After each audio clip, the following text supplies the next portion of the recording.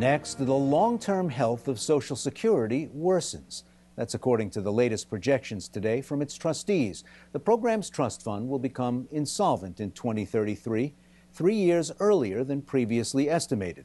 The Social Security Fund for Disability is in even tougher shape. It's expected to move into the red in 2016, but trustees favor transferring money to shore it up. Treasury Secretary Tim Geithner spoke of an impact to come at the briefing today. The reports project that when considered on a combined basis, Social Security's retirement and disability programs have dedicated funds sufficient to cover benefits for the next 20 years. But in 2033, incoming revenues and trust fund resources will be insufficient to maintain the payment of full benefits. After that time, dedicated funds will be sufficient to cover about 3/4 of full benefits. Currently, the average Social Security benefit for a retiree is $1,232 a month. Medicare's finances are no worse than they were a year ago, but it faces a bleaker situation overall. Its hospital insurance fund will become insolvent in 2024, and that's assuming Congress and the President allow scheduled cuts in payments to take place in future years, something that's not been the case historically. Tonight, we focus on the state of Social Security. Nancy Altman is the co-director of the group Social Security Works. She's also the author of the book, The Battle for Social Security.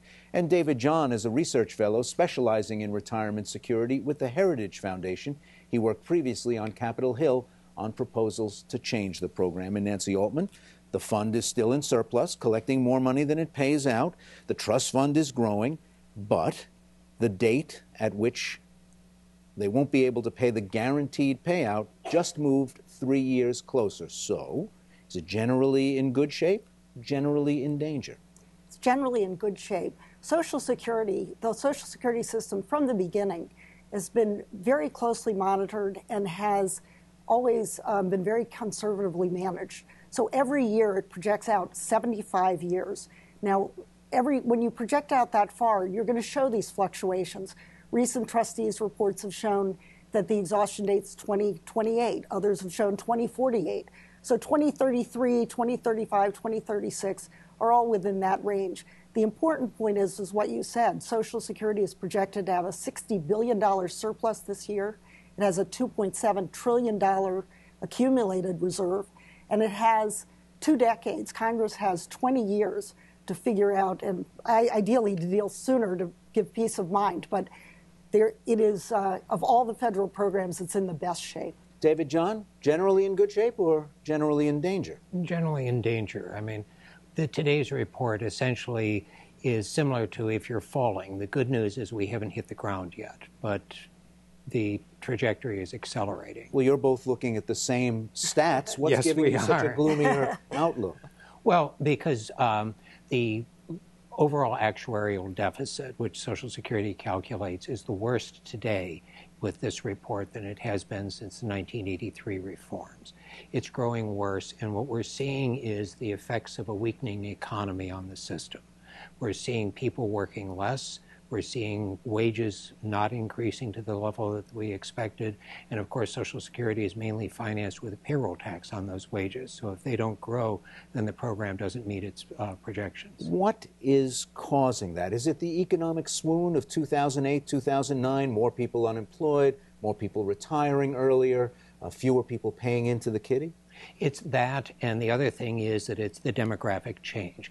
We are an older society. We have more people who are retiring, and we're going to have more and more baby boomers who are going to be collecting Social Security. Social Security can basically, as it's currently structured, pay out about 75% of what it's promised starting in only 21 years. And that seems like a long time, but given the speed that Congress acts, it may take us a while. Nancy Altman, it doesn't sound like you disagree with David's numbers, just his conclusions. Exactly right. I say, most people, if you told them they could pay all of their expenses for the next 20 years, and after that, they could pay 75 cents on the dollar, but they need a little bit more. Most people say, really? I could pay my mortgage, my car loan, everything? That's the situation Social Security's in. Its overall cost is quite modest compared to Social Security systems all around the world. Its total is about 6% of gross domestic product. At its most expensive, we are a wealthy country and can afford those benefits. What about disability insurance? It's a much less talked about part of the program, but key for families that have lost a breadwinner. Why is it in a different shape from the program as a whole? I'm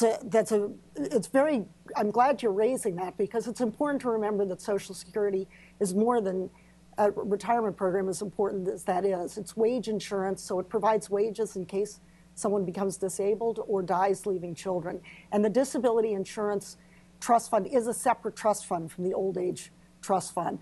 Part of what's happened there are the economy, the people who have really been disabled and holding on have lost jobs. Some of it is the change in workforce. Women's labor force participation is up. So when you say disabled and holding on, you mean people who might be disabled aren't as quick to go back to work? No, just the opposite.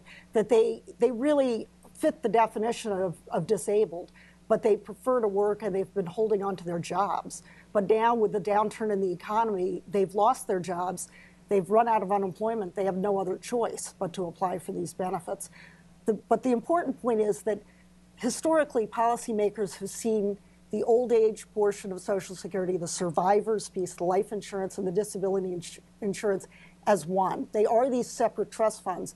But if you simply reallocate, which is what Congress has done historically, they could do it next week. And if you reallocate the amounts from the workers' contributions and employers' matches that go to Social Security, both programs are fine till 2033. Do you agree a simple fix on disability, or simpler? Well, it's a simple fix on disability. The problem is the disability program has been a problem for years now.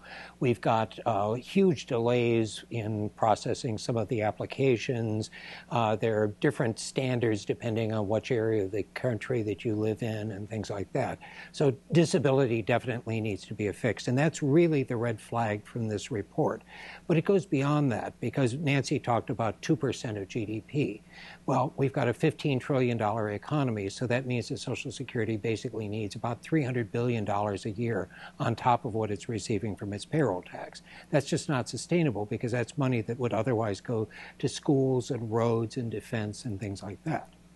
There was a grand bargain in the 1980s that put Social Security on firmer footing for the next generation. Yes.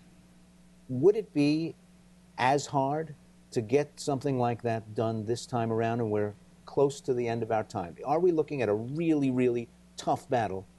I'm afraid that at this point, with this Congress getting an approval for a resolution on motherhood, morality, and the flag would be a difficult thing to do.